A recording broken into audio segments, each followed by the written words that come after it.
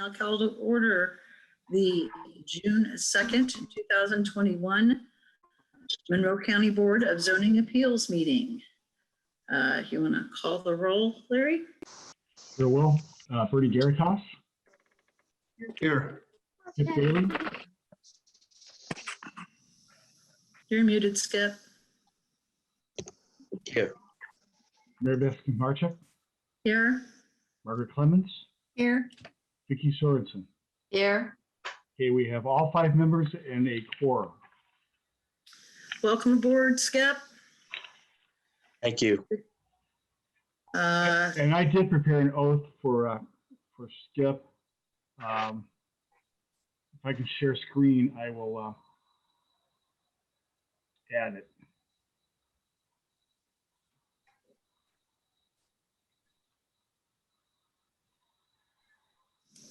All right, go ahead. Sharing screen, Larry? Trying to. Okay.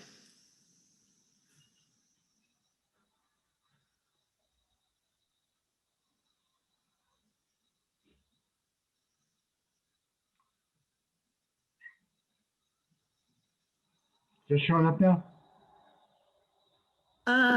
Yeah, it's a little small. Okay, let me see if I can.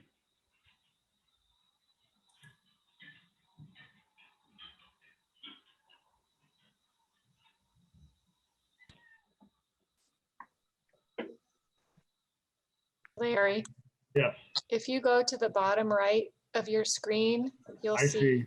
Yeah, try that versus changing the font. That work? Yes. It's a little too big now. The text is coming. Hey, next month we're going to be in person, I think. Okay, can everybody see that now?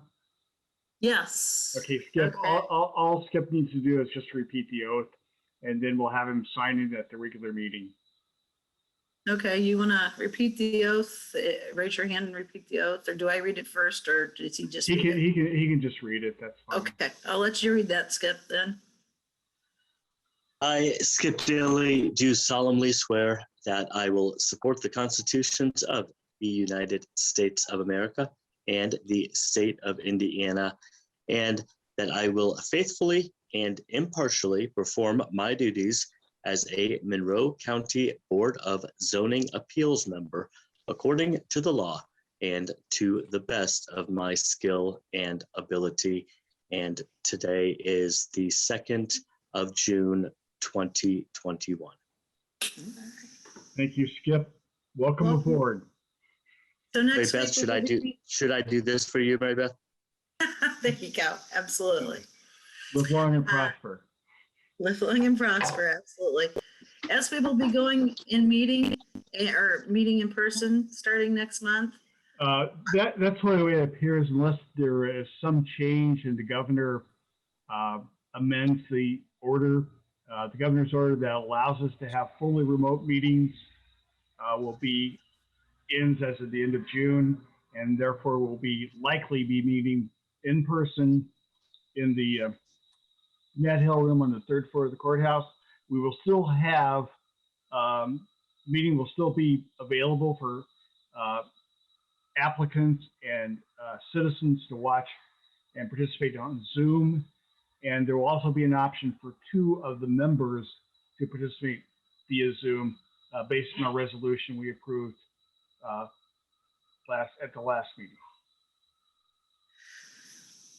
Okay, here's the thing. I will not be able to meet in person so I will probably be resigning from the board, and this will be my last meeting. Okay. I do have a recommendation for a replacement. I think he might be open to it. Okay, well, sorry to hear that, but thank you for your dedicated service. Okay. And next up, we have introduction of evidence. I request that the following items be introduced as evidence for tonight's meeting. Monroe County Comprehensive Plan is adopted and amended. The Monroe County Zoning Ordinance as adopted and amended. Monroe County Subdivision Ordinance as adopted and amended. The Rules of Procedure of the Board of Zoning Appeals of Monroe County, and the cases advertised and docketed for hearing on tonight's agenda. I move that we accept the introduction of evidence. I second that. All in favor? Aye. Aye. Aye. Aye. Good. That way, right? Okay. Approval of the agenda. So moved. Okay. We do have Second. we do have an amendment on the agenda in regard to the continuation of the item number 4, variance 2124 the with side yard setback variance to chapter 804, which is to be continued to the July meeting. So we're asking that the agenda be amended, and other than that, be approved as presented. Okay, I move that we approve the agenda as amended. Second. All in favor? Aye. Aye. Aye. Okay, we have no minutes and we've got some administrating from legal.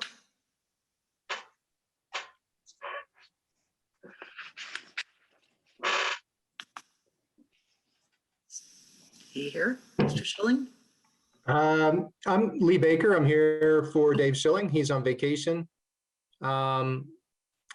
Looks like and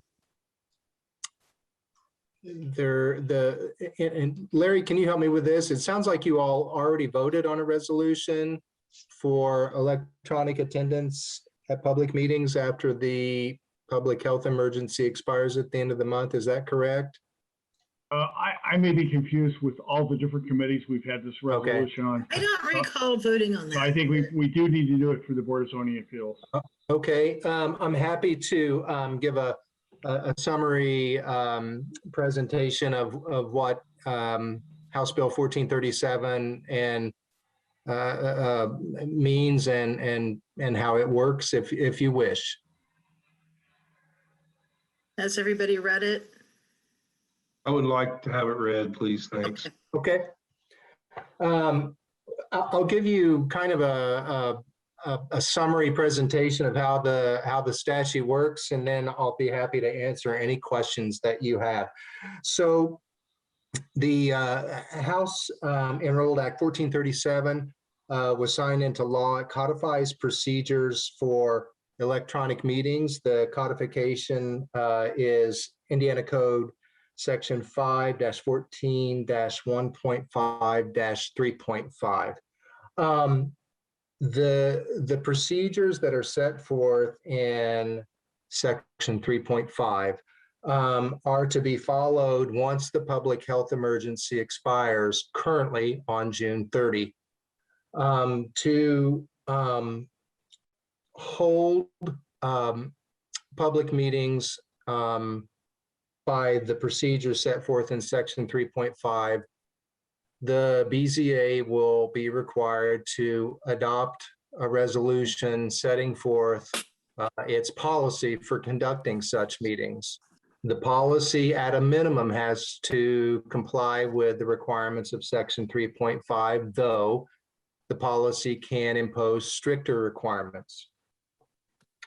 The requirements that the statute sets forth are, again, applicable only in non-emergency times after the expiration of the public health emergency on June 30. And here's how it works, essentially. A member of the governing body who is not physically present at a meeting may participate in the meeting by electronic means of communication that allows all of the members to communicate with one another, irrespective of whether they're physically present or participating by remote electronic means. Also, the public must be able to view and hear the activities of the board during its meeting.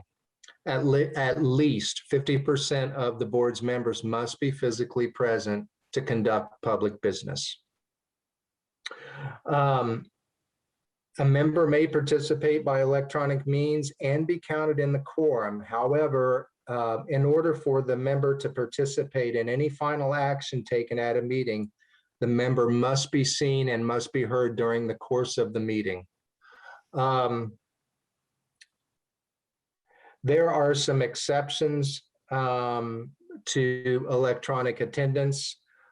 For example, if the board is deliberating an annual budget, for example, then there can be no electronic participation.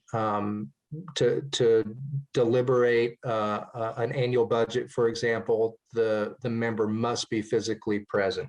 That is just one exception to the rule. Members must attend at least, at a minimum, 50% of the meetings for the year in person. A member cannot attend more than 50% of the meetings remotely. And the member must also, may also not attend remotely more than 2 meetings in a row.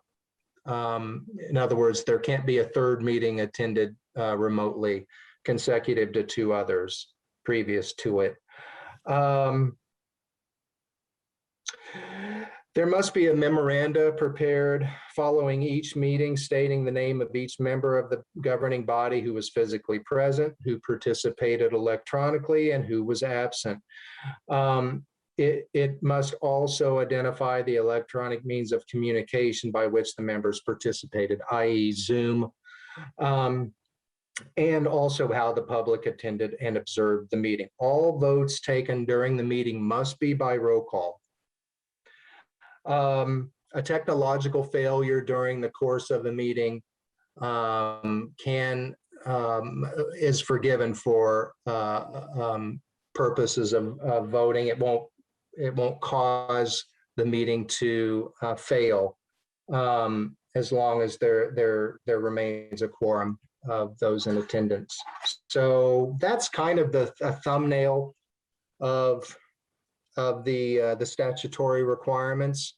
There are some administrative tasks that have to be satisfied following each meeting conducted under the policy that you might approve. You can approve a policy authorizing electronic attendance and hypothetically never conduct a meeting under that policy. You can continue to conduct in-person meetings under the old procedure. Nothing will prohibit that. And you can go back and forth as long as everyone understands the procedure that's being followed, and then the requirements are satisfied in the event of an electronic meeting. Anyway, I'm happy to answer any questions that you might have. Does anyone have- Larry, yeah, I've got maybe a couple quick ones. Larry, this is the same policy that we looked at a couple weeks ago at the Plan Commission administrative meeting, with exception to reference to BZA and some of the dates. That's correct, isn't it? Yeah, this is the same one. I think we've dealt with it on plat and Plan Commission. But it's exactly the same statute, therefore it's the same resolution for every governing body. Okay, thanks, Larry. And then with the Board of Zoning Appeals, how do we continue to go, and then how do we swear in people that are testifying, and other than, of course, the attorneys, but how do we, being a legislative body, how do we swear them in properly, and how do we know they are who they are? Well, Go go ahead, Lee. Well, I'll and Larry, you can piggyback on or chime in. We've been in the courts. We've been conducting hearings by Zoom for the last close to a year now, and that was a question at the outset. How are we going to swear folks in? How are we going to be assured that they are who they say they are? And the answer is we have to be able to see the witness, and then we put them under oath like we would if they were standing right before us, and we have to assume that assuming they look like who they are, that they are who they say they are. It's a little bit of you just have to extend some trust so that's the answer, and it's not very satisfactory. The answer is we just do. But I think the requirement has to be that you can see them and of course hear them. And okay, and then one more question.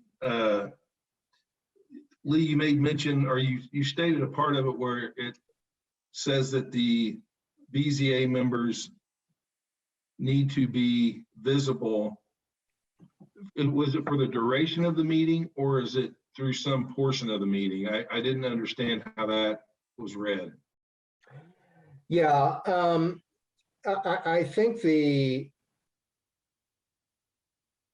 as long as the members are able to communicate with one another, for example, if it's really no different than if you shut off the video. As long as you can be heard and you can communicate with your fellow board members, that is what is critical. The fact that you maybe can't be seen for one reason or another isn't the critical point. Being seen and being able to communicate and deliberate with your fellow members is what is critical.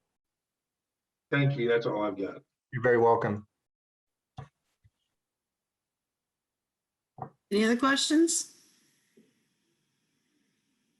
Okay. So do we need to vote on this, Larry, then?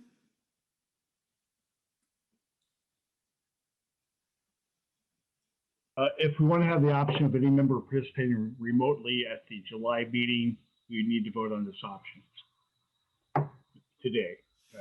I Okay. would like to move that we approve House Bill 1437, this resolution. I'll second that. Call the roll, Larry. I will call the roll. This is on to approve the House Bill Resolution 1437, which would allow the BZA to have certain members participate in the regular meetings remotely, and sets forth the procedure for doing such. Quick Vicky Sorensen? question. Yes. Quick question before we take the vote on this. Can this be repealed by a motion and a vote Yeah, I think if we it's a decide that? as a resolution, it can be repealed the same way you pass it. Lee, would you agree with that? All right. I concur. Okay. And the other, So in the future, if we're at a point where we don't really feel comfortable with the concept of remote participation, we could basically repeal the resolution and go to in-person meetings. If I Can I could also- real quick, Skip, before you start, again, you don't have to, you can approve this resolution and use it when it suits you. You don't have to use it every meeting hereafter. So sorry, Skip. well, my other question is, could we add a ceiling on this? Could we say for the next 6 months, and then we can reevaluate and see if it's something that we like and then move forward? And is that something that the board might want to do? Sorry to cause trouble. Those are great questions, Skip. I think the motion could be amended with consent of the individual who seconded it, if they desire to do so.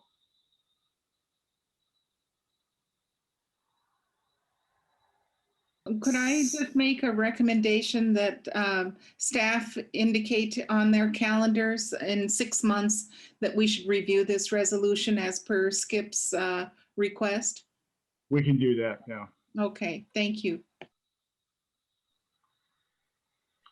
Okay, go ahead. Are there any other questions before we call the roll? Nope. Go ahead.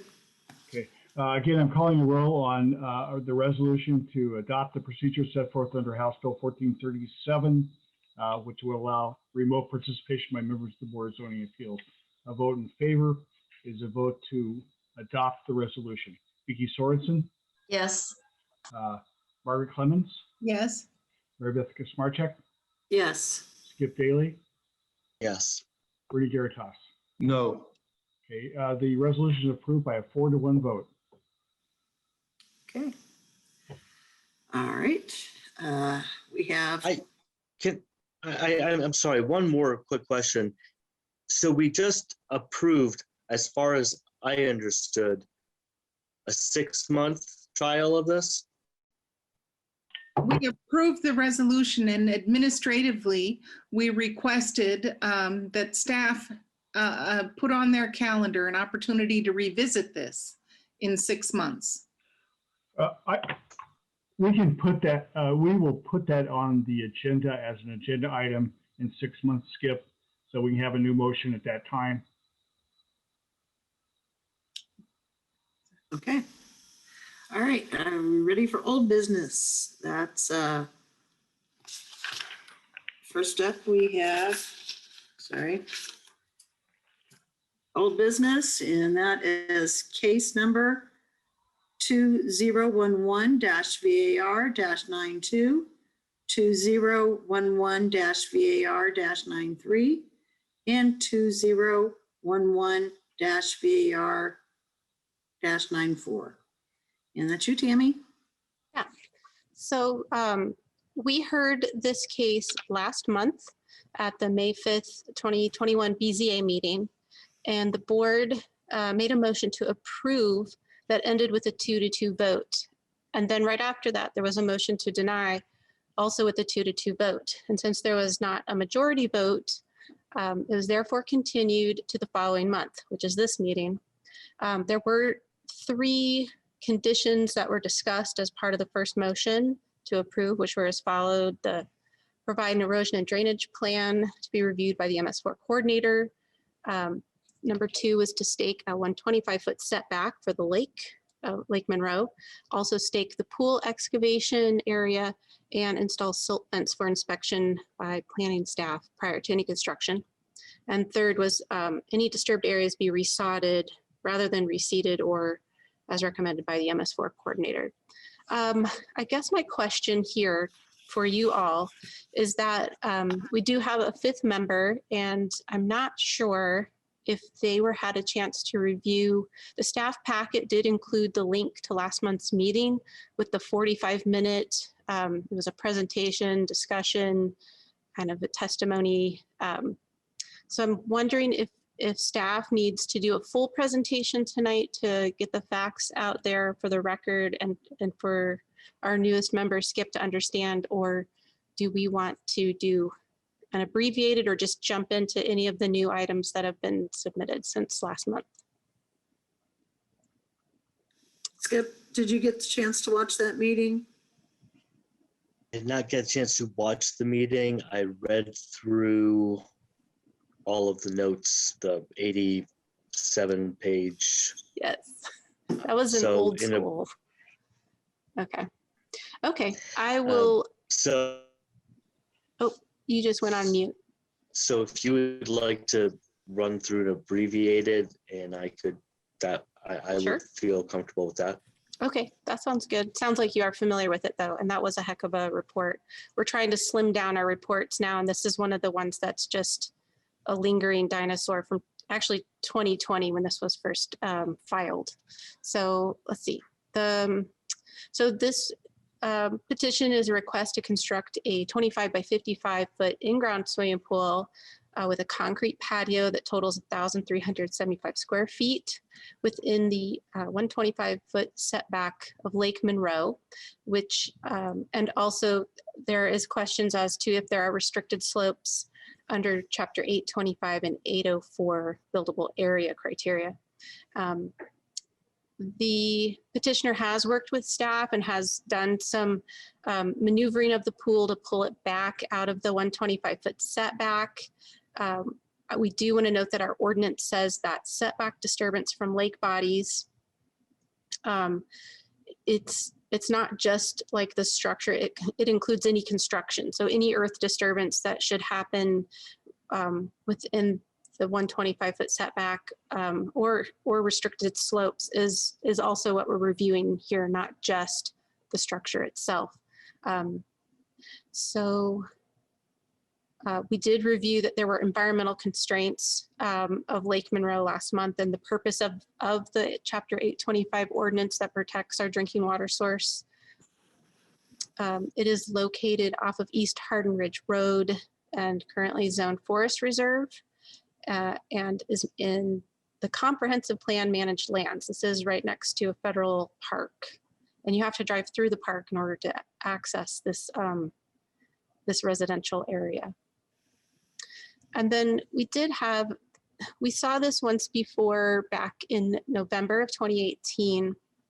They were here to request the minimum lot size variance, which they were granted. The minimum lot size is 5 acres here, and it's just over 1 acre. I don't have that right up front, but they were granted the setback, and then they also were granted the 125-foot setback because the home itself was already within it, and they were adding onto the back, and so therefore they were expanding a pre-existing non-conforming structure. Within that staff report, we did have a statement that said the slopes analysis was performed using GIS and on-site visit, and there does not appear to be the need for a slope variance for the porch addition as long as the proposed site plan footprint is utilized for all construction. And this is our slope map here. You can see their slopes greater than 13%, a little blip here of even above 15%. These are a few site photos. This was kind of a comparison using this tree as the before the addition. And here we are looking at that same tree. This is after the addition that was brought out here, the patio with the pergola on top. And then the pool is proposed to be out front. There are a lot of area, there's a lot of area that where the slopes are not greater than 12%. And also outside of the 125-foot setback. So staff does see that there are other options for a pool to be relocated.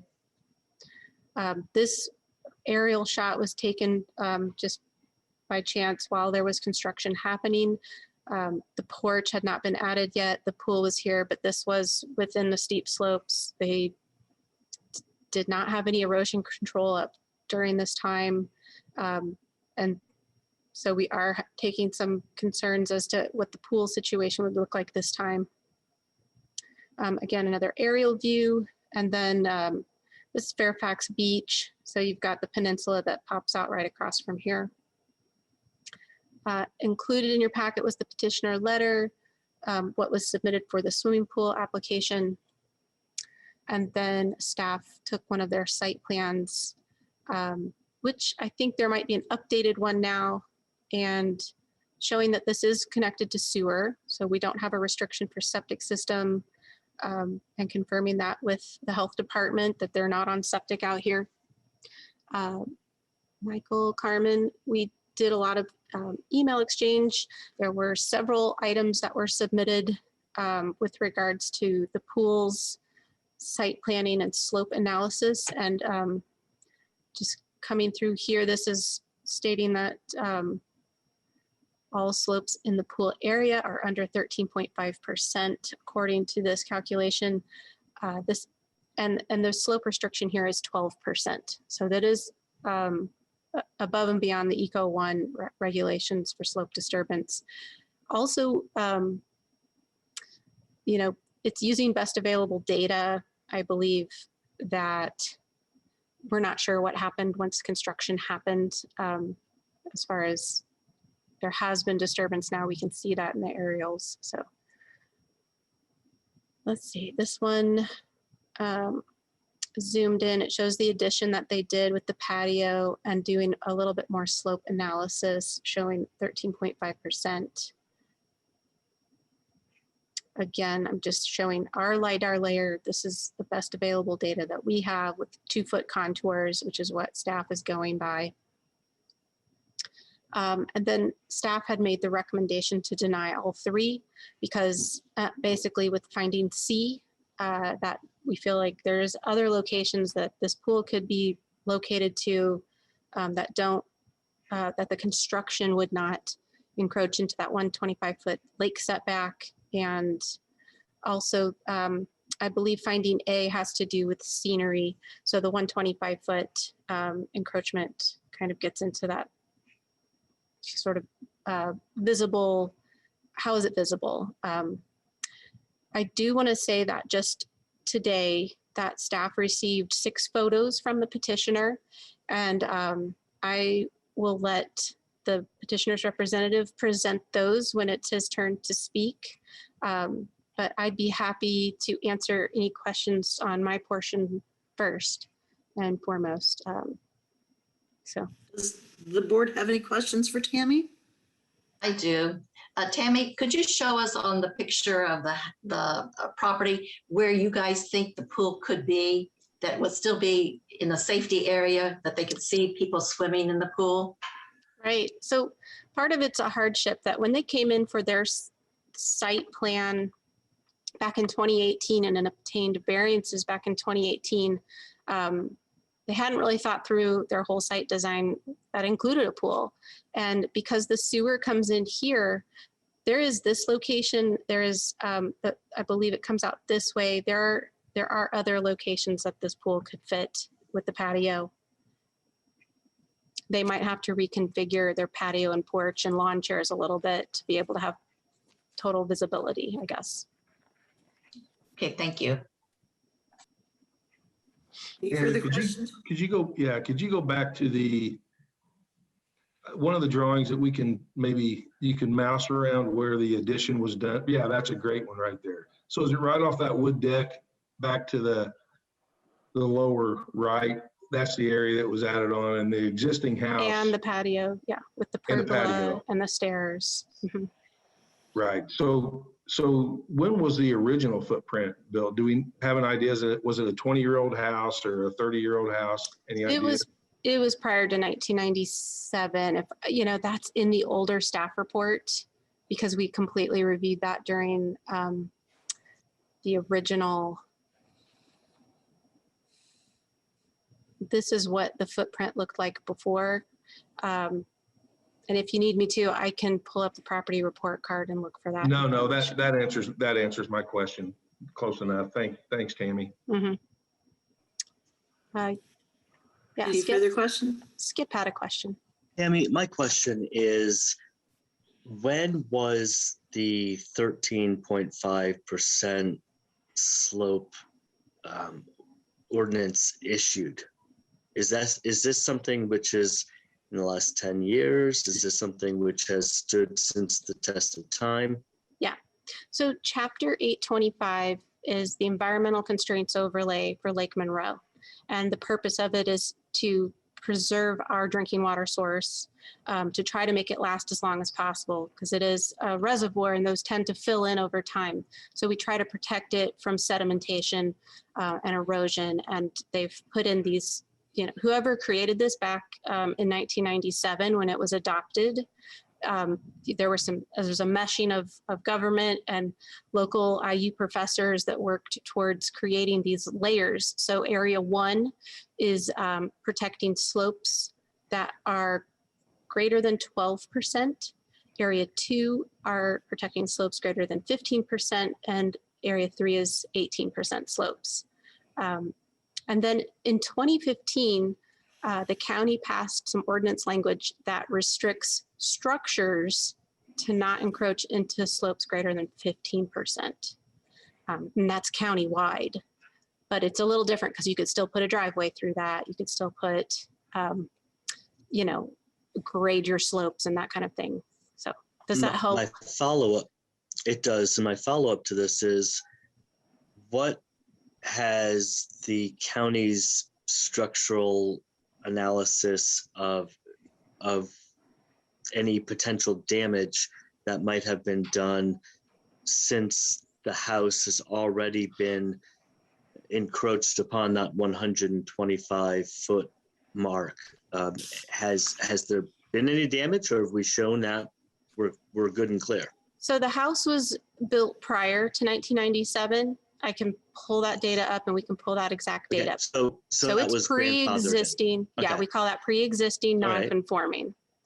And All right. the previous, Is there, go ahead. do you have any data? I'm sorry to interrupt. Do you have any data to show that because that is within that 125-foot mark that there's been damage or problems? With the existing house or Mhm. the addition or? Anything within that 125-foot mark? You know, it was a number that was established in 1997 by our commissioners and, you know, with the aid of science, you know, the local scientists that were trying to protect and buffer the lake. And it kind of keeps any disturbance, tree and vegetation removal from happening there. Do I have hard science data? No. Did I used to work for the Indiana Clean Lakes program and used to sample this lake? And do I understand that reservoirs fill in over time? Yeah, that's what my master's degree is in. So I do kind of enforce the ordinance seriously and, you know, kind of keep that in mind when I'm creating, you know, findings and trying to make determinations. Any further questions for Tammy? I have one, and I'm just, of course, I'm concerned about our community's drinking water supply. And this is something that I'm, not only is the soil disturbance bothering me in this particular request, but also the use of chlorine so close to the lake in a pool. How do pool owners clean and keep clean the water in a pool so close to a lake without, you know, eventually dispersing the water into the lake? I had previously researched this for a different petition back in 2015 for a pool that was in the Lake Griffey watershed, and there are state statutes that require like a 7 days that it can't be, it needs to set for 7 days without further chlorination to sort of dissipate before it can be emptied. But I also learned that like pools that are in-ground pools oftentimes are not recommended to be completely emptied because there's that hydrostatic pressure that pools can provide so that they don't collapse in on themselves if they're empty. I am not sure exactly what kind of, I mean, this is an in-ground pool, but I don't know if it's concrete or fiberglass, to be honest. Like that might be a better question for the petitioner, and maybe ask him what he's learned from his pool company as to the basic maintenance and care for that. Thank you, Tammy. Any further questions for Tammy? Mr. Carmen, I believe you're speaking for the petitioner. Yes, thank you. Mike Carmen, speaking for the petitioner. And also petitioner Keith Dickerson is online. I think we'll be deferring to him to answer a couple of your questions that have surfaced already. So Should Tammy, we go ahead and swear him in now then? Okay. Would like to go ahead and swear him in now then? All right. Okay. Mr. Dickerson, do you swear to tell the truth and nothing but the truth? I do. Thank you. Thank you. Tammy, could you go to page 15 of the staff report of the packet? That was the photograph you showed earlier. I believe it's page 15. I am not going to know what page 15 looks like exactly, but it's the aerial, the overview that had the construction, the one that Bernie asked to see, that or said that was, I think that was the one. this one here. There, thank you. Okay. Okay. So I'm uncertain whether we got the questions asked earlier clarified. So let me be careful here, and I don't want to take much time with this. The work done that this photograph is capturing, at least the start of it, did not require variance. The work itself is not in the slope area. It's not in the 125-foot setback area. But even though the work was being done in an area that was permissible, because it's being done to a structure that was a lawful non-conforming, that's why it required a variance. It wasn't the work itself. It was that the structure was a grandfathered structure as such. And when you touch that, then you can't touch it and make any changes to it unless you get a variance to legitimize that non-conformance. So I just want to make that clear. The prior variance was not because the work was in a slope area. It was the existing structure problem. Now, but let's use this photograph. This helps. I want to address quickly the issue about other locations. The property is not perpendicular or perfectly, squared up north and south. So, but I'll still use the bottom picture as south. It really is on a little bit of an angle. That's kind of more southwest of that corner. But if we call that the south side, that's, you can see the open area there, adjacent to the house where the deck now exists, and then the pool will be in that area. The west side is the area where Tammy already identified a sewer line. There's no place to put a pool on the west side with the existing sewer line there. The north side would be the driveway, the entrance to the house. There's no realistic, feasible, appropriate place to position the pool in the front of the house with the drive access in place. Then we go to the east side. You can see the neighbor's property. You can see the structure to the upper right-hand corner of that photograph. That's the neighbor's house. You can see the tree that's on the petition site. That would be the existing tree. And then you have the narrow area between the tree and the existing structure. There's not a suitable place there to put the pool. Could it be physically located there? Absolutely. Can it be physically located there without damaging the root structure to the tree? Unlikely. Does the neighbor want it there? Not by all reports. My understanding is the neighbor has no objection to the south and would prefer the pool be located on the south side of the house as opposed to the east side between their two structures. In fact, the site selected is the appropriate site that gives you proximity to the house, visibility off the deck. It can't go north and south, and it places it as far away from the east side neighbor as possible, and which is, my understanding, is his preference as well. If you go to, well, it'd be page 30. This is 15, Tammy. If you can just flip on through, please, to it would be a few to get to what would be page 30. Probably a couple more. It's going to look like that. Is that 30? Okay, well, right there. Well, I'm sorry. One more, please. Try a couple more. Sorry.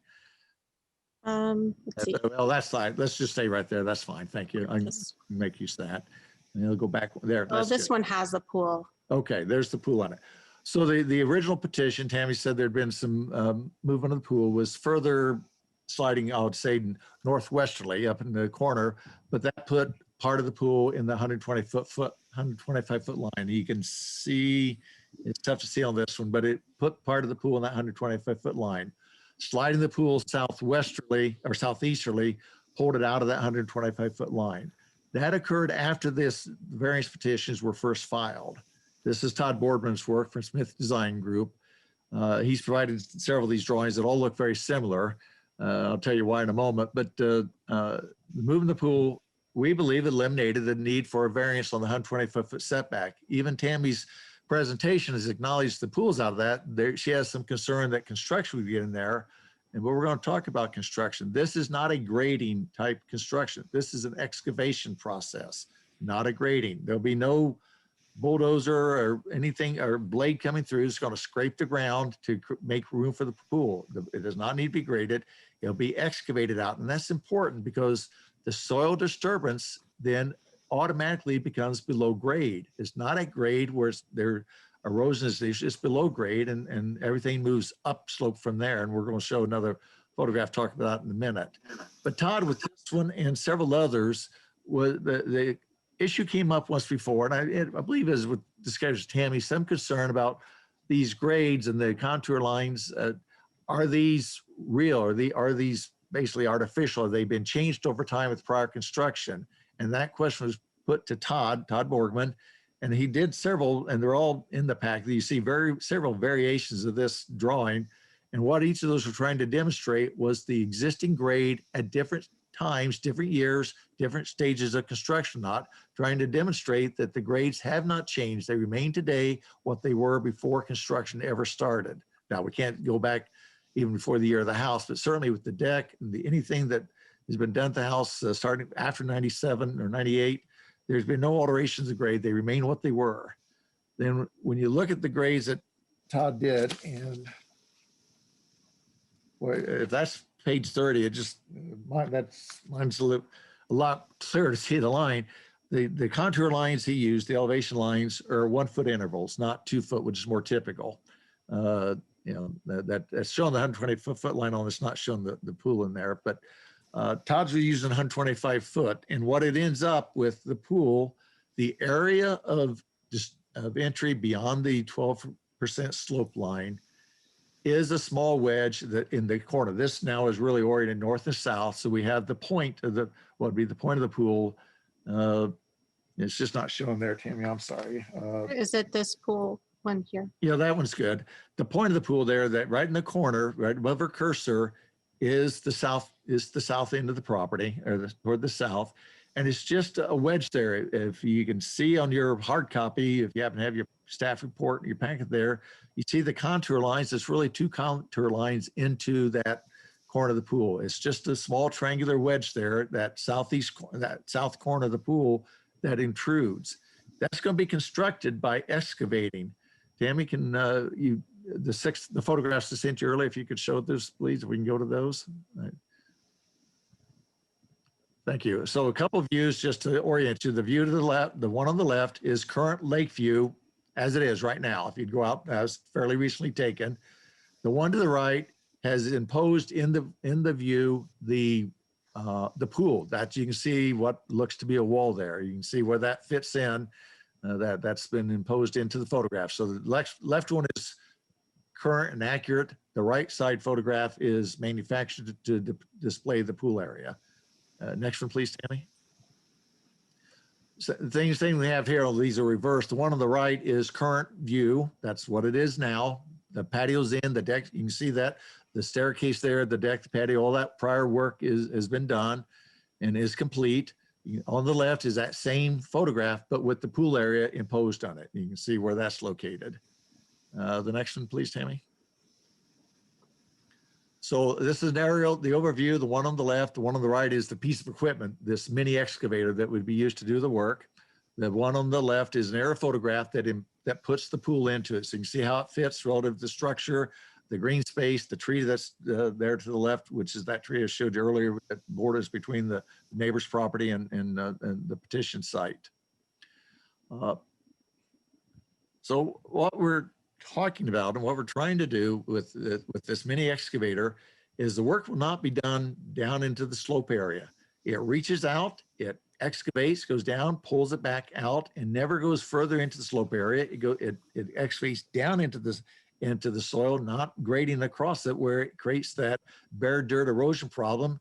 It's a clean cut, and it excavates the hole to place a manufactured preset fiberglass pool. I'll let Keith talk more about the construction techniques, but what we're looking for is the ability to put this pool in here, in that aerial photograph to the left where it's been imposed, the upper left-hand corner of the deck area around the pool is what would be encroaching in past the 12-degree slope, nothing into the 125-foot setback line. And the concern for construction activity is all up by the house and along the side of the house with the equipment there, reaching out, pulling the excavation back until the hole is excavated to be able to put the pool into it. If you're looking at practical difficulties, I understand Tammy's comment about this was not thought out before there was not originally the plan to put the pool here. That I think I commented once before that in the last meeting that the anticipation of access to the lake when really got to look at the stone and getting down to lake water is not feasible. You saw the aerial photograph of the view from the water side, that very first one. It just is not feasible. So the pool becomes, while some would say a luxury, it's an important luxury for the property, but to make use of the property appropriately and fully, the pool with no better place to put it. That creates the visibility from the deck and keeps it away from the neighbor's property. And with what I know, an intrusion is an intrusion. I understand that, but we're talking a matter of a few feet and not by grading, but by excavating. To me, that's a significant difference because it does not expose the slope to the erosion by going down into it.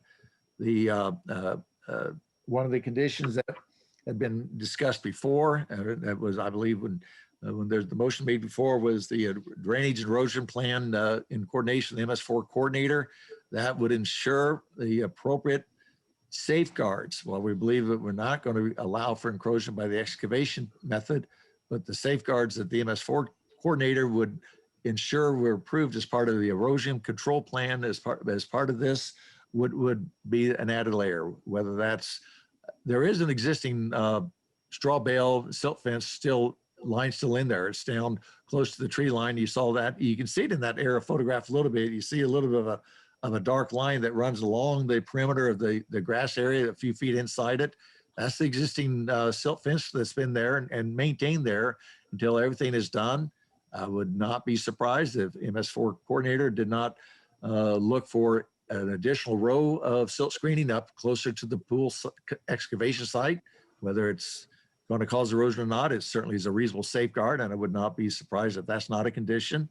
But that condition would allow the construction to be done in the only really feasible area to put the pool that balances concerns with tree preservation, neighbor concerns, a reasonable location, and absolutely minimal entry into the slope area. Todd's reason for saying 13.5% on that was his calculation, but it was to try to help demonstrate that while it is within the defined slope area, not only is area-wise, space-wise, it's only a few feet minimal, it's into a very gentle slope area even at that. This is not a drop-off, and would ask your approval of that. I'm going to defer now to Mr. Dickerson, to Keith. I know you had some questions about techniques and what he's doing that he's better able to answer than I can. Thank you. Thanks, Mike.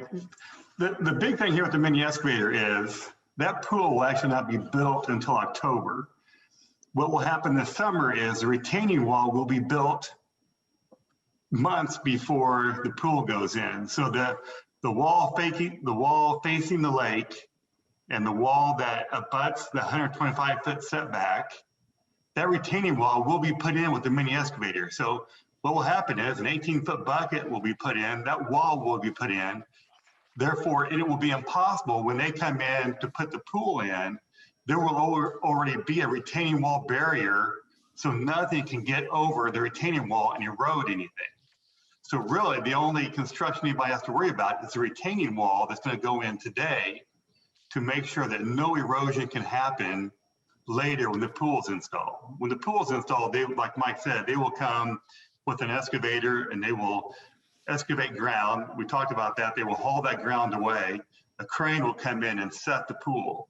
So by doing the retaining wall early, it will also make the barrier to where nobody, when they're doing the pool, can cross that 125-foot setback. I know Tammy was worried about that as well.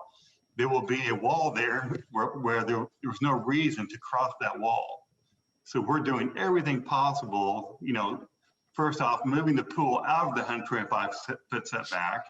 And now with the wall constructed before the pool is constructed, there will be, it's almost eliminated any possible problems with erosion or any of that going into the lake. It just cannot happen now. So, I mean, we put everything into place to make that happen. And, you know, like you said, there will also be a barrier down there. And if we want to, we were talking about the pool, those pools you do, it's a fiberglass pool. It will be kept, it only goes down a foot in the fall when you close it. But if we have to get water out of it, it will go into our sewer system, which we have a private sewer system, and be treated there. So nothing will go into the lake that has chlorine. And then, so there's really nothing there as well, since we have our own sewer system. I'm trying to think of any other questions. I've tried to come up with a solution for everything that everybody, any possible problems. And I think we have done that most of the way. I know you weren't here last time, Skip. The only area that actually hits that 12.5 or 13 degree is in the, I guess you're thinking that pool, the pool that faces to my neighbors. That last third is the only part that's even over the 12%. So, you know, there's really not a whole lot that actually hits over the 12% as well. And there's really nowhere, you know, if not, I have a pool in my front yard. I guess the other thing is when we put it on our house, it wasn't like we had a possibility of adding onto a house, there was only one possible solution to add onto the house. If we put on anywhere else, we would actually be going into, we had 2 bedrooms in that house when I bought it. We would be connecting the 2 bedrooms and we would lose 2 bedrooms. The reason we did it was because we wanted more bedrooms. So the only way to do that is to connect where the kitchen currently was. So we did look at all those aspects when we did it. And no, we did not plan on building a pool at that time. It's just with the lake not being able to be used, I've gained 2 or 3 grandchildren since then, and there's a need for it. So I'm trying to, and the pool itself is not a deep pool. In the middle of the pool is 5 foot, on the ends is 3'6". So I'm not, even the hole itself is not that big. I'm trying to eliminate anything that would, be a major concern. So any questions for us? Any questions for the petitioner or Mr. Carmen? I have a question. When you were talking about the retaining wall, did you have to get a permit to do the retaining wall? I would imagine it'll come with the pool permit, I would think. Is that the case? I just didn't know. I mean, you kept saying that you're going to go ahead and do the retaining wall, so I didn't know if you had gotten already a permit to do that. Then I was wondering why then would we be asking about the pool if the retaining wall is going to be in that section? So I didn't, and again, that might be a question for Larry to answer. I don't know. I mean, when you build on any kind of slope, there's going to be some kind of retaining wall, even less than 12 degrees, you're talking 2 or 3 foot difference in between the top of the slope and the bottom. So the best case to do that is to do it. I'm proposing doing that with concrete to make sure that there can't be any erosion coming through that wall or creating any problems. Okay, any further questions for the petitioner? Yeah, I had my hand up, but Larry had his up before me. I didn't want to jump in there. Larry, did you have a question? I just had a comment from a while ago in regard to the original ordinance on steep slopes. The studies that have been done, the principal threat to the water quality of Lake Monroe is from erosion, from construction, from logging, from agriculture. And that non-point pollution is, it's basically aggregate. It's not like you can look at one site and say this is what the problem is. But if you look at all the farming activities going on, primarily in Brown County, that flow into the lake, that dramatically affects water quality. And the purpose of the ordinance was to establish a permanent vegetative buffer of 125 feet in which no disturbance is allowed. No vegetative disturbance, no removal, no lawn mowing. The whole idea is to create this permanent buffer that filters the water and keeps sediment from going into the lake. And that, I just wanted to clarify, it is based on a lot of studies, a lot of science, and it also syncs with the other non-point pollution laws and ordinances, both the county, state, and federal level. And as far as the retaining wall, this is kind of news to me that there's going to be a retaining wall constructed on the other side of the pool, because I thought the pool was the end of the construction. So I really don't have any comment on it. I don't even know. I'm not sure it was even shown on the earlier drawings we received. Tammy. Right. I mean, the site plans this was the site plan that we were originally provided, and it doesn't mention any retaining wall. We could only guess how it was going to. I assume they have to have a permit for the retaining wall as well. It kind of would probably come with the swimming pool. So any design would want, Okay, should but be there's no incorporated retaining here. wall on their current site plan that you have. It's not mentioned, to my knowledge. Can I answer some of these questions, please? Sure, Yeah, thank you, Larry. The 125-foot setback is, I mean, I will not, it even with the retaining wall, we will not be in the 125-foot setback at all. So I just want to get that perfectly clear. The 125-foot setback, we have moved completely out of that. And even with construction, we should not be in the 125-foot setback. The retaining wall will be outside of that. So we've tried to deal with that totally. The retaining wall, if you have some slope, either we're going to dig down one side and even that out, or we're going to put a retaining wall to hold it in.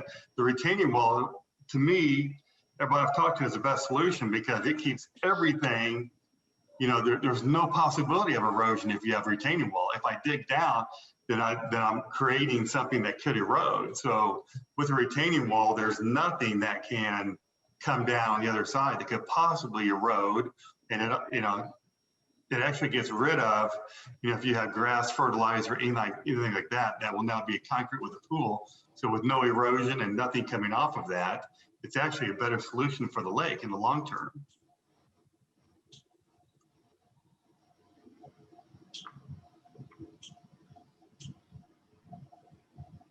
Any further questions? Yeah, I've got a couple. So to be clear, we are not looking at an encroachment into the 125-foot setback, or are we looking at an encroachment into the 125-foot setback? I gathered from the last meeting that we didn't have an encroachment. I just want to understand that point, because I've understood this evening clearly that from the petitioner and his representative that we do not have an encroachment into the 125-foot setback from Lake Monroe. Is that correct? That's correct. Tammy? Staff, this was our drawing that we had last time, and it was difficult to tell at the time if they were going to stay within that boundary. So there's that aspect. And then there's the catch-22 where he already did kind of disturb it. It removes the sod and vegetation within that area for construction purposes. So, it's almost like they kind of need it for this part too. You want to. So the way you saw it, Tammy, and I see what you're saying now, because there's disturbance that you see within the 125 feet. That's why staff believes the variance is necessary for that portion. But the pool itself, the wall, I'll just call it the hard structure of the pool, whatever's going to be in that picture at the end of the day, the photograph with the wall, none of that is going to be within that, or excuse me, closer to the lake than 125 feet. Is that a fair statement? I think that's a fair statement now with what they've submitted to staff and kind of demonstrated with some of their more technical drawings showing, them. I mean, this was filed back in November of 2020, and we've seen a couple of reiterations, and this is, one of the more recent ones here where they've backed it out.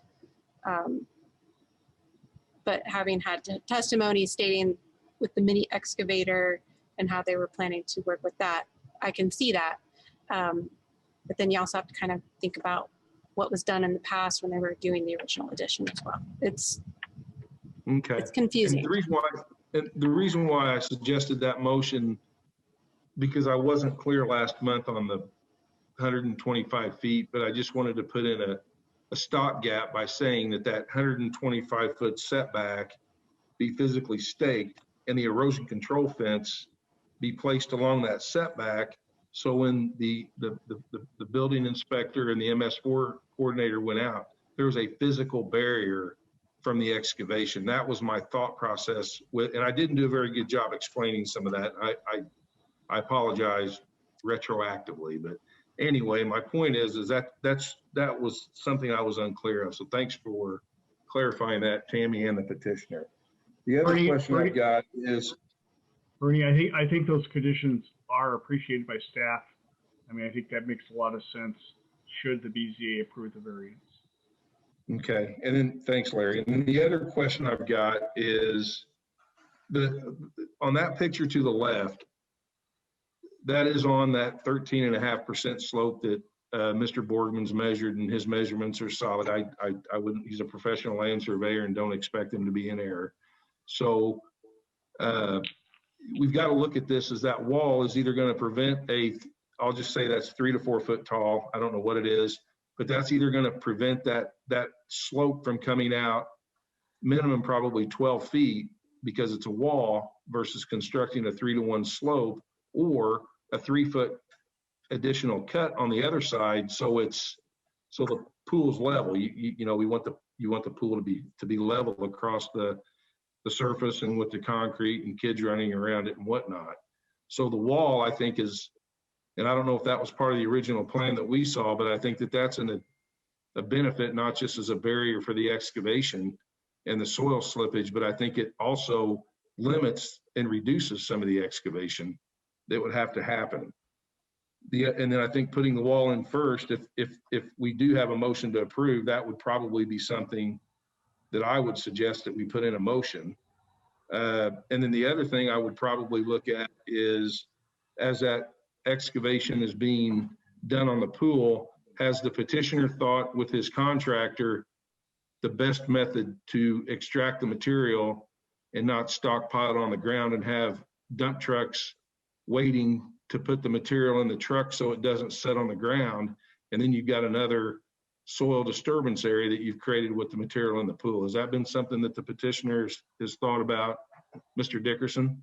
Yes, it will be loaded then, and any disturbance will be, if you look at those two pictures, would be right next to that pergola, which would still be up. It would be upslope of the wall. Therefore, you know, any disturbance they have is temporary because I've actually got all that seeded again and everything's grass again. But yes, everything above there, it would be, you know, that dirt would be taken out right then because there's no reason for us to keep it, you know, and do that. Tammy, can you go to the aerial that shows which I think is pretty cool, which shows the rendering of the pool from the aerial view that was up a little while ago? Yeah, that one right there. Okay, where is the fee line or the property line for this property along the lake relative to the mown grass? It's probably out here somewhere. It's at elevation 538. So, and Okay. they depict that in their site plan. I mean, the site plan is essentially the fee take line.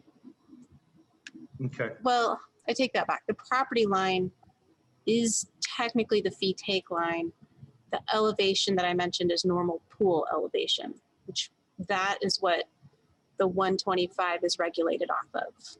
Right, but the fee line is in that tree buffer somewhere, you think? Yeah. Mm-hmm.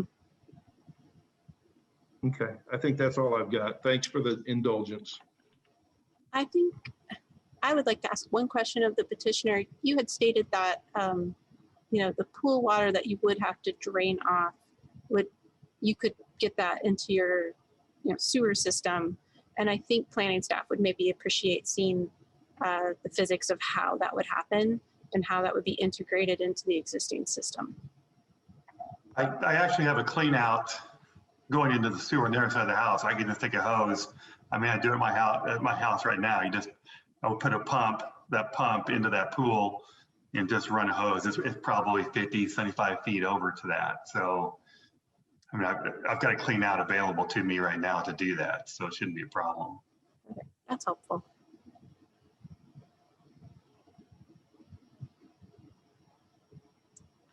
Mary Beth, are you speaking? Sorry about that. Any further questions for the petitioner? It looks like Skip has his hand up. Real quick question. I don't see a fence around the pool plan. Am I missing it? If so, what kind of a fence is it? And will that be on the outside of the concrete or on the concrete? It actually has automatic cover. So it'll have an automatic cover where you don't have to have a fence around it. So it goes across the top and you can walk across it and yep. All right. Any further questions for the petitioner or Mr. Carmen? Okay. Is there anyone here else that would like to speak on behalf of this petition? Seeing none. Is there anyone here that would like to speak against this petition? Seeing none, are we ready for a motion?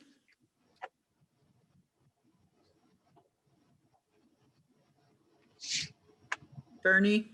I think I can hack one out here. Give me Okay. just a minute. I'm trying to go back and forth between my packet and the Zoom screen, so bear with me, please. I put up the three previous conditions if you're interested in those.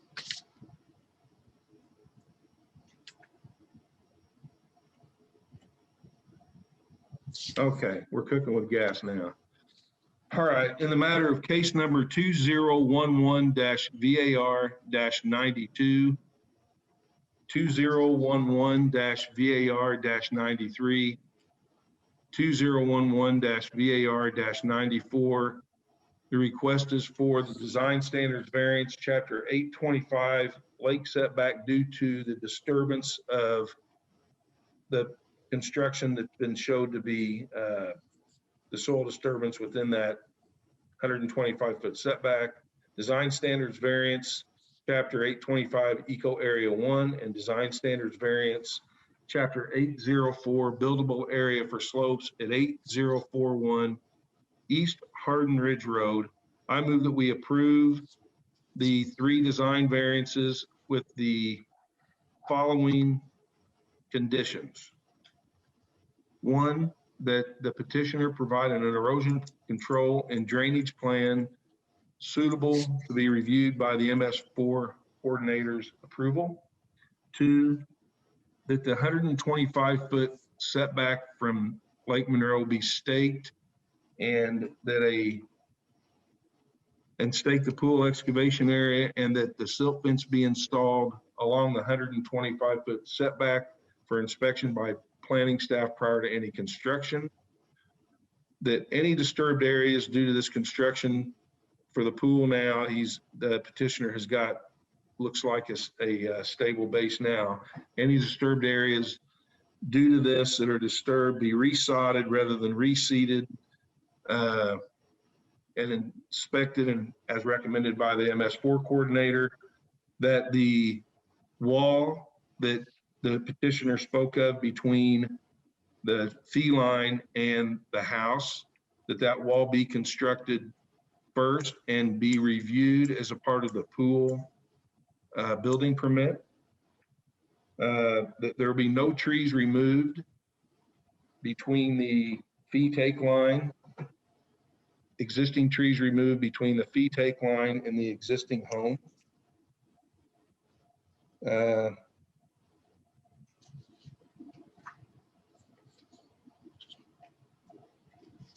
And that the excavation from the pool be loaded directly from the hole into dump truck, so there's no storage of material on the ground itself. Subject to staff report based on practical difficulty. I'll second. Larry, you want to call the roll? Yeah, I do have one question for Bernie, just for clarification's sake. In regard to variance 2011-VR-92. Hang on, Larry, I can't hear. I'm sorry, it's the zoning, please. Go ahead, I can hear you now. Okay, in regard to the variance 2011-VR-92, in regard to the 125-foot setback, you meant that to be retroactive for not for future disturbance, but for any disturbance that's occurred in the past. Yeah, I respect Tammy and staff's point of view that there's an area there whenever they inspected the site that they think has been disturbed. So I think that if we can just clean that up now and there's no baggage with the property later, I think that it would just be prudent to do it. That's why I put that in there.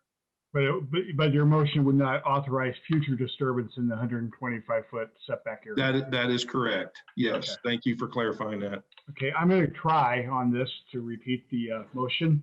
The motion is to approve variance 2011 VR 92, 2011 VR 93, 2011 VR 94, the Dickerson 125-foot lake setback variance, 825, the Eco Area 1 variance to Chapter 825, and the buildable area variance to Chapter 804 for the property located at 8041 East Hardin Ridge Road, subject to the following conditions: to provide an erosion drainage plan to be reviewed by the MS4 coordinator, to stake the 125-foot setback from the Lake Monroe pool line, stake the pool excavation area, and to install silt fence for inspection by planning staff at the 125-foot setback line prior to any construction. 3, that any disturbed areas be resodded rather than reseeded, or such practices as recommended by the MS4 coordinator, that the retaining wall be built prior to construction of the pool and be in place and stabilized prior to construction of the pool, that no trees be removed between the feed take line and the house, and I can't remember your last condition, Bernie. Excavation. It was that the excavation from the pool. Right, the excavation from the pool be loaded directly into dump trucks rather than being stored on the site. A vote in the favor is a vote to approve all 3 variances with the conditions set forth in the motion. I will now call the roll. Vicki Sorensen, Yes. Bernie Garitas, Yes. Skip Daly, Yes. Mary Beth Kasmarchak, Yes. Margaret Clements. I have to stick with staff's recommendation of denial, so my vote is no. Okay, all 3 variances are approved, subject to the conditions set forth in the motion by a 4-to-1 vote of the Bureau of Zoning Appeals. Thank you. Okay. Next up, we have case number VAR-21-24. Tammy? That has been continued as a part of the agenda. Ooh, okay, I'm sorry. I think we talked about it right at the very beginning. Staff was recommending continuance, and then the petitioner himself requested it yesterday. So.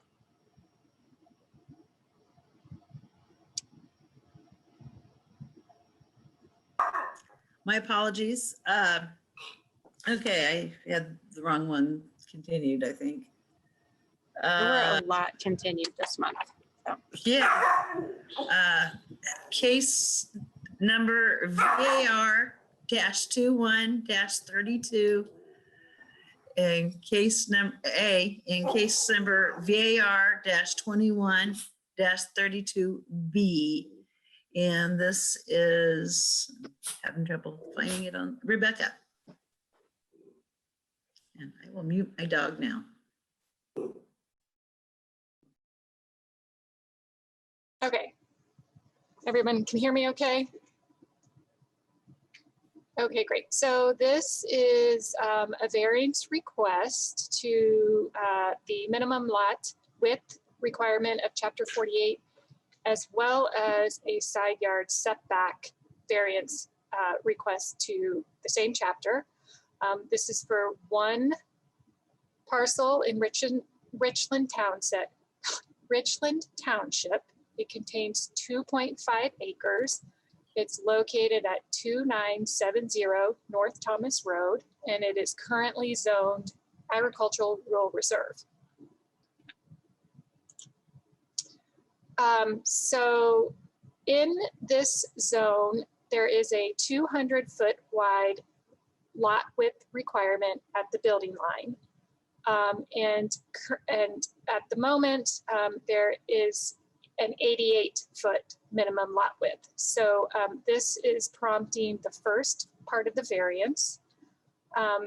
Second, in this zone, there is a 15-foot side yard setback requirement, and the structure that's currently on this property is inside that setback by about 5 feet.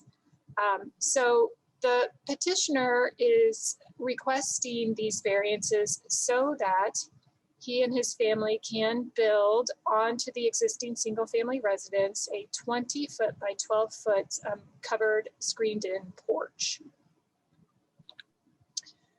So here we have the zoning map, already mentioned that it's Ag RR. The comp plan has this parcel designated as farm and forest. This is the site conditions map. There really is no slope affecting this parcel and the petitioner's objective. Here's a good slide that does show sort of the unusual shape of this parcel. Of course, you can tell how narrow it necks down there.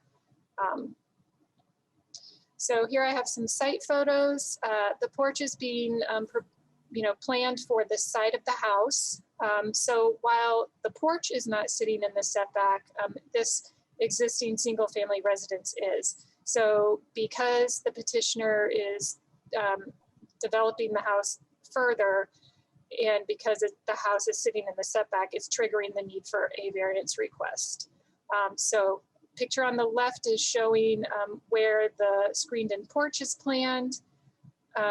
Picture on the right is a snapshot of the petitioner's home, the front of it. These photographs are looking north and south along North Thomas Road. This is another picture illustrating sort of just the planned porch and its relation to the house and the driveway. On the left, we have the petitioner's letter to the board, and on the right, we have the petitioner's site plan that they submitted. So I want to point out here that it's this corner of the house that's encroaching on the side yard setback. This property line tapers a little bit. And so here we have the infraction. This is the proposed porch.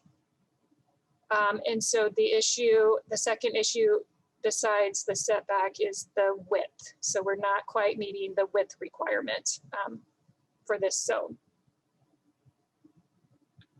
So staff studied this, did site inspections, and our recommendation is to approve the design standard variance from the minimum lot width and side yard setback requirements of Chapter 804, based on finding of fact and subject to county highway and MS4 coordinator reports.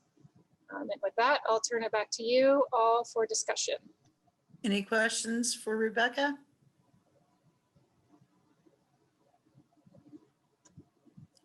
Okay, seeing none, is the petitioner here and would they like to speak?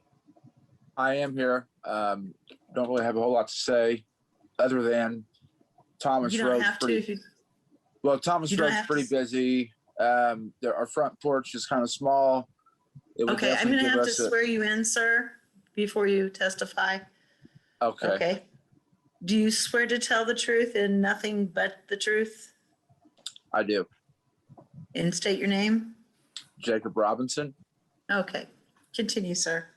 So I was just saying that the front porch there, for me, we got a 3, 6, 9-year-old. They're busybodies. It would just get us away from the front of the house by the road, more, back behind the driveway by our backyard. People do fly up and down the road pretty good. Always been a concern of mine. So, I mean, it helps me out in more ways than one, as far as, having the porch on the home and plus being able to congregate the family away from, the roads. So, but that's about really all I have to say. Thank you. Any questions for the petitioner? Okay. Is there anyone else here that wishes to speak on behalf of this petition? Anyone that wishes to speak against this petition? Seeing none, can we have a motion?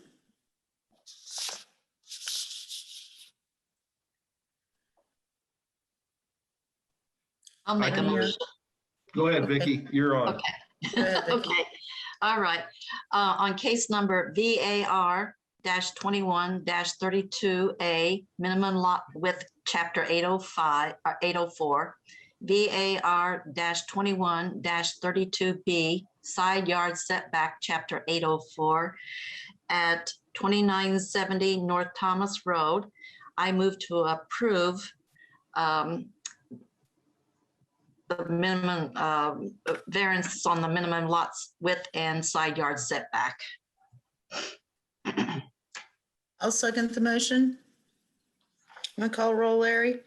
Yes, the motion is to approve variance 21-32A and 32B, the Robinson minimum lot width variance, chapter 804, and the Robinson side yard setback variance, chapter 804, for the real estate located at 2970 North Thomas Road. A vote in favor is a vote to approve both variances. Bertie Garitas, Yes. Skip Daly, Yes. Rebecca Marchek, Yes. Margaret Clemens, Yes. Vicky Sorensen. Yes, Both variances are approved by a 5-0 vote. Great, thank you. Okay, thank you.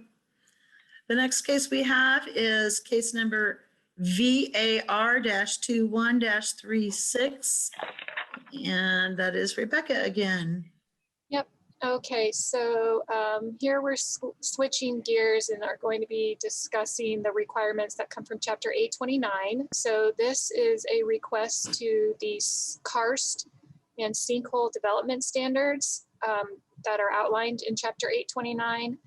This is for a 37.84 acre parcel in Van Buren Township, and it is currently zoned agriculture rural reserve, and it's located at 8025 West Elrin Road.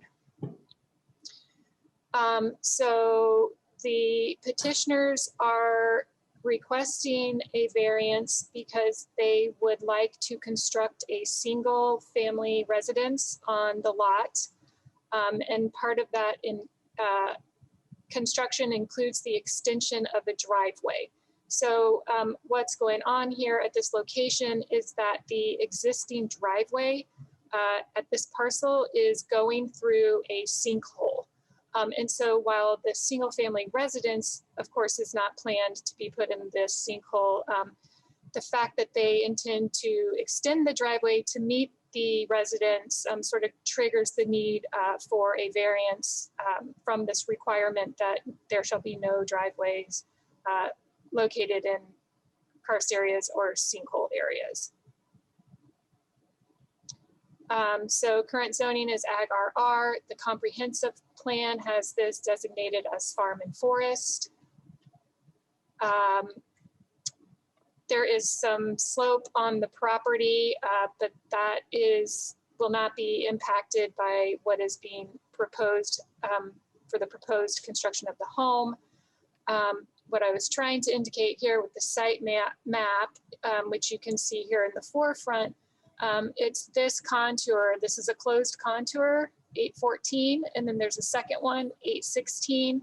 And of course, you can see the driveway running right through it.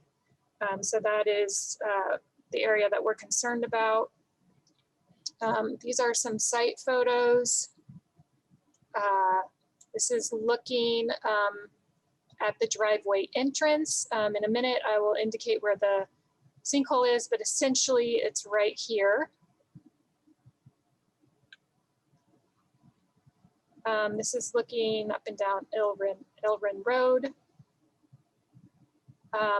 These are photographs. It's this location where the single family residence is proposed. This, I think, is intended to be a parking pad. And so it's to this gravel that the petitioners would like to extend their driveway so that it sort of connects to this pad and then makes more sense to connect to the home. This is another photograph looking at the proposed location of the house and just a little bit of the the gravel parking pad here. So here is the sinkhole, 2 pictures, just slightly different angles. So this is at the 114 contour line. So the house is roughly located here. This is not to scale, but here's the sinkhole. So once again, the issue is this driveway going through the sinkhole, which necessitates a variance. So this is the petitioner's site plan on the left, car park, or I think I've been calling it a parking pad. This is their proposed house, and the sinkhole is in this vicinity. This is their letter to the Board of Zoning Appeals. And staff recommends denial of this variance based on findings of fact, specifically 8293 D1 or B, 1B, private drives, streets and highways, unless the county highway engineer and MS4 coordinator conclude that traffic safety considerations outweigh stormwater and water quality consideration. So our denial is really truly based on this portion of Chapter 829. Petitioners did contemplate potentially relocating their driveway outside of the sinkhole, but evidently there is some buried infrastructure here that they're concerned about impacting with a move of the driveway. So with that, I will take any questions. Any questions for Rebecca?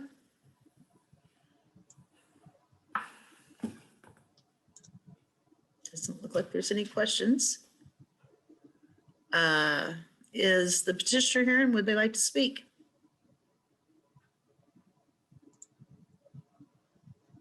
Let's see. You know how to work it? There you go. Okay. Okay. I'm Cool. gonna Let you speak. It's your house. Okay. let me swear you in first. You need to just raise your hand and state your name. Malachi Meeker. Alan Meeker. Do you swear to tell the truth and nothing but the truth? Yes, ma'am. Yes, ma'am. Thank you. You can continue now. Okay.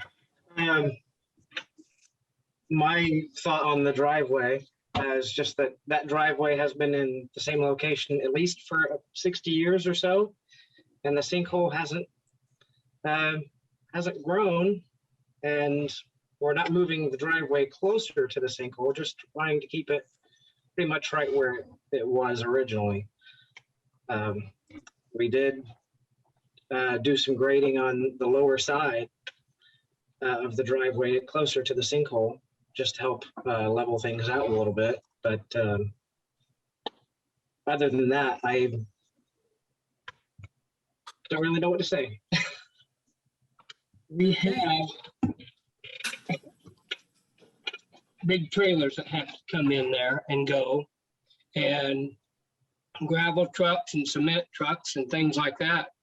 And we need that space right there. If we were to go to the west, then we're getting into underground infrastructure there that could be costly to move. There's not only water lines, but there's communications and such underground there.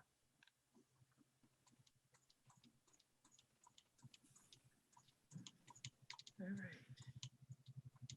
Anyone have any? The house Go ahead. location, you said, is a closed loop. Well, that's because it's on top of the hill. Oh, sorry. No, that the house is not in a closed. It's these 2 contours that captured the driveway that we're really concerned about. Okay.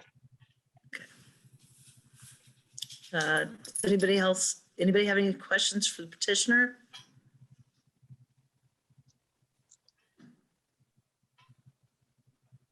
No questions? Okay, see no questions. Is there Actually, anyone else? Sorry, Okay, Rebecca, go. there's a hand raised, or there was. Okay, I'm sorry, I don't see it, didn't see it. Shaw too. Let's see. Okay. I'll raise. What else can I say? I think Mr. Shaw, you're muted. you're on If you mute. hit the space sir. bar, you'll be able to undo the mute.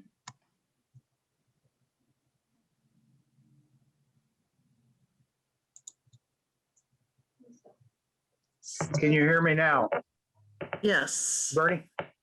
Yep. Yeah, I wanted to comment on this because Okay, having I'm lived- sorry, sir, Yeah. we just asked if there were any questions by the board to the petitioners right well, now. I just want to comment on it. So when it's appropriate, let me know. Okay, all right. You just heard a second, Mr. Shaw. Thank you. Are there any questions for the board or from the board for the petitioner? I do not see any. Okay, is there anyone here that wishes to speak on behalf of this petition? Did you wish to speak on behalf of the petition, Mr. Shaw? I do. All right. Do you swear, please raise your hand, sir. Do you swear to tell the truth and nothing but the truth? I do. Please state your name. Robert Shaw. Thank you. You can continue, sir. Well, I wanted to comment on the cars because this is a recurring theme in Monroe County because as you all know, we live in Karst Central. And because of that, I have been exposed to Karst my entire life. When I was a child, I can remember there was a huge Karst feature on Ison Road. Actually, there are two. But the neighbor hauled trash and he dumped trash into those sinkholes for 40 years. I saw entire car bodies swallowed by karst sinkholes. But this is a very minor sink. It wouldn't hardly even qualify. It's a karst feature. And I know the road, having had lived in the area for my life. The Thrashers lived down on the corner, and then there was a house there on that location with the driveway at that location, as they stated, for probably 60 years. They are not impacting that particular feature any more than it has been impacted. As Larry and Bernie know, and I don't know the rest of the people on the board, but the entire west side of Bloomington drains down into a karst feature called Sinking Creek. It carries everything that drains from the Westinghouse site, the new Cook site, which they've done an amazing job up there detaining water and doing water quality. But everything else from the Kroger store on Liberty Drive west is carried into Sinking Creek and Cave Creek and Bunger Road Creek are sink. All that goes into the underground water system that empties out into Leonard Lake. I'm assuming that this particular sinkhole also empties into that area. And when you compare the thousands and thousands of acres on the west side of Bloomington that are untreated with no grass area or even any protection from Baxter to Cook, all those areas go untreated into the Sinking Creek, into those three areas untreated, and empties out into Leonard Lake. This is so minor that it seems unfair to put such a strenuous, costly change, and I'm not saying new construction, just a change from the status quo onto them. It seems unfair. If you look along Enright Road, there have been 3 houses now that are within the closed contour of the Sinking Creek sinkhole that have been allowed to be built there with no protection whatsoever, including the church that is about halfway down Enright Road between Gifford and Airport Road. None of those structures were required to do anything. And to ask them to move their driveway because of this minor sink that they are willing to protect any way you need, have it protected, seems to be excessive. Thank you. Anyone have any questions for Mr. Shaw? Seeing none. Is there anyone else here that wishes to speak on behalf of this petition?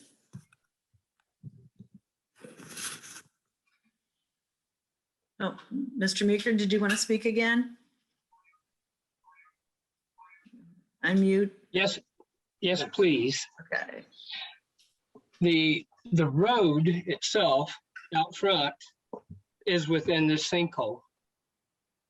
How about you let us get the house placed with the driveway the way it is, and then we create a radius, move the driveway to create a radius so that it is no closer than the road itself is out front.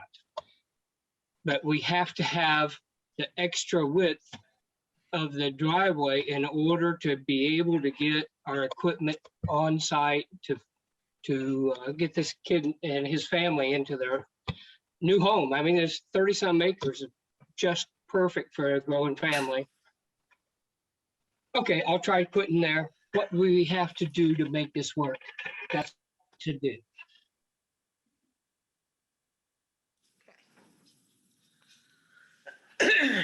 Anybody have any more questions for Mr. Meeker?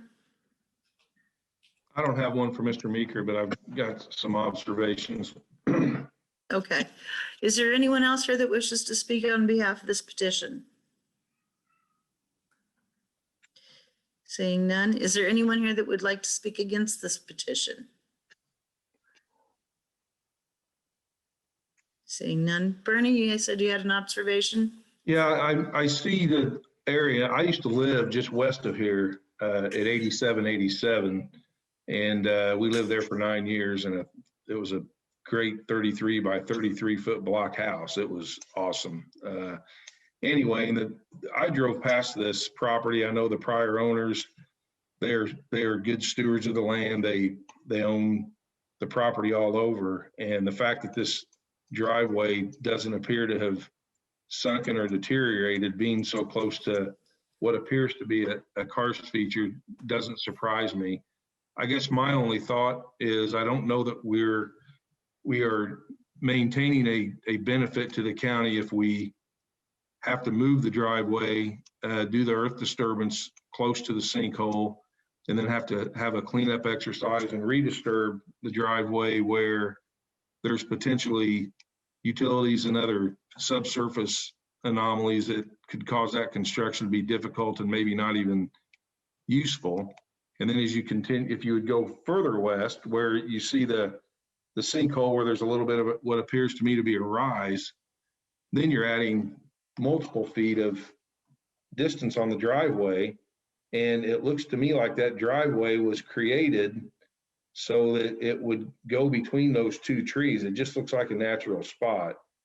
So just from a personal observation, I've never seen anything with that property, and it's right across from the Saddle Club. I know it well. And I think that just that fact that it's an existing driveway, granted has had some, what I would presume are innocent modifications. I just think that it's stable, it's useful, it suits the owner's needs.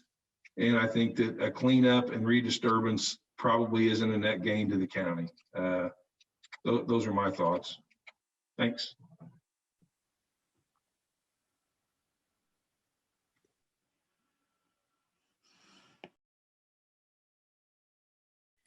Anyone else have any questions or comments? I have a quick question for Ms. Payne. I think it was a fair question that the petitioner asked, what can they do? You recommended a denial. Is there any midway point here other than locating it where there's existing infrastructure that would satisfy the county?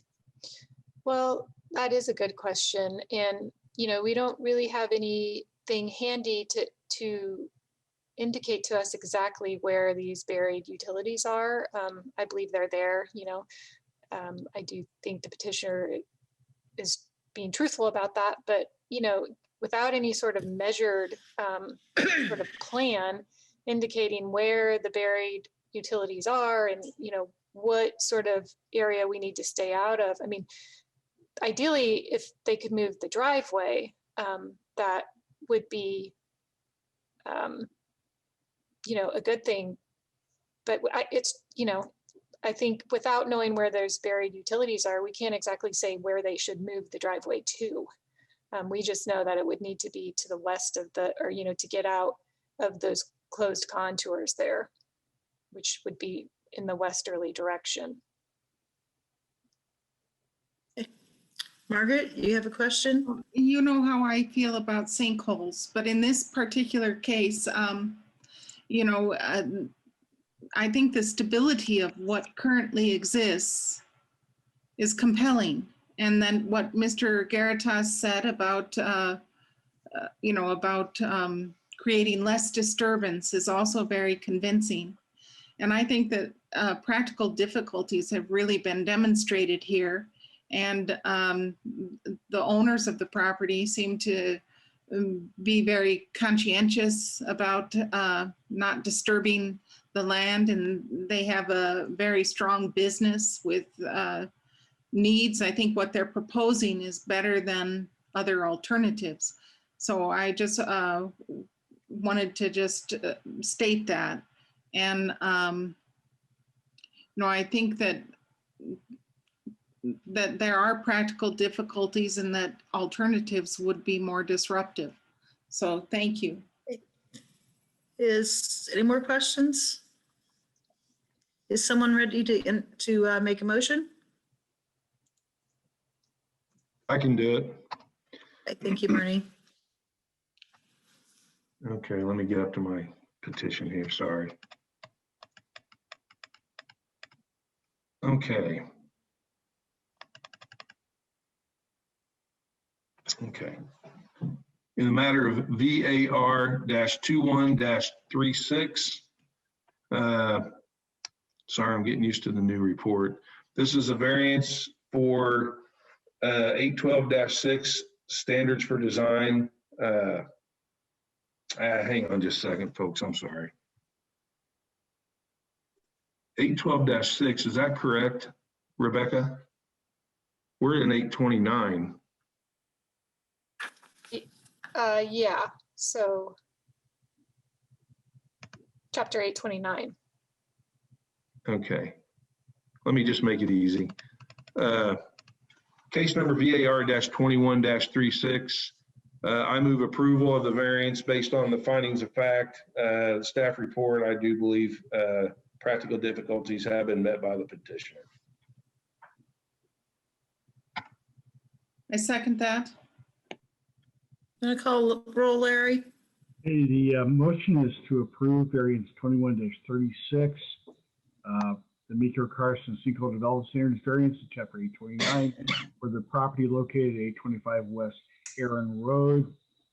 Vote in favor is vote to approve based upon a amended finding by the Board of Zoning Appeals that there are existing practical difficulties to utilizing the property that justifies the granting of the variance. Again, a motion, a yes vote is a vote to approve. Margaret Clemens? Yes. Vicki Sorensen? Yes. Bernie Garitas? Yes. Skip Daly? Yes. Mary Beth Kasmarchak? Yes. The variance is approved by a 5-0 vote. Thank you, Mr. Meekers. Have a good evening. And I believe that's it for the evening. Is there any other business we need to discuss? The only thing I will say that it's almost totally, we will probably be in the Nat Hill room for the next meeting for live in-person in-person meeting. If there are any BZA members who desire to participate remotely, we could have 2 members do that. So let us know in advance so we can set that up. And we'll be publicizing the ways for the public to access the meeting remotely, even though we will be operating from in person from the Now Hill room. The only other thing I'd like to say is, Mary Beth, if this is indeed your last meeting, I want to, again, staff would like to thank you for your service to the BZA. You've been a great chairman of the BZA, and we will miss you, but I'm sure you might find other things to do with Wednesday nights. Well, the thing of it is I actually work on South Dakota time. Oh, okay. And so I already have to take off early to make the online ones. Okay. So there would be no way I could get off in time to drive into town for one. So that's what happens when you work on South Dakota time, I guess. Is that kind of like Tulsa time? Yeah, something like that. But you might talk to Peter. He might be willing to come back.